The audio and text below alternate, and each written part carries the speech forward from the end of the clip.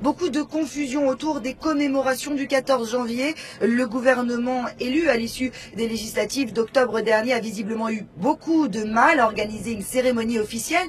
Alors il y avait bien le président algérien Bouteflika, l'émir du Qatar, le président libyen, mais aucun représentant du gouvernement français, par exemple.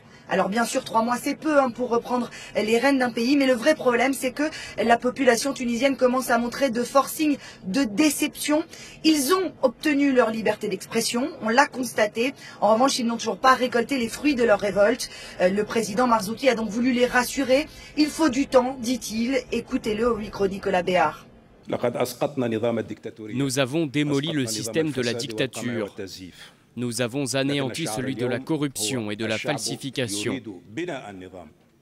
Aujourd'hui, le peuple veut rétablir l'ordre, construire une nouvelle société. Et l'État qui est né dans des élections légales et uniques veut répondre aux attentes du peuple. Et dans la rue, l'ambiance n'est pas vraiment à la fête. Il faut commémorer ce jour, mais il n'y a pas de joie, me dit-on, parce que 300 personnes sont mortes pendant ces événements l'année dernière, mais surtout parce que le peuple semble divisé. D'un côté, les partisans de la laïcité, de l'autre, les traditionalistes d'Ennahda, vous savez, ce parti islamique au pouvoir. Mais je dis bien semble divisé, parce que la journée s'est passée sans accrochage. Malgré leurs divergences fondamentales, ils ont réussi à dialoguer ensemble dans la rue. Ils ont commencé à construire leur démocratie et ça, après 23 ans de dictature, eh bien forcément, ça prend du temps.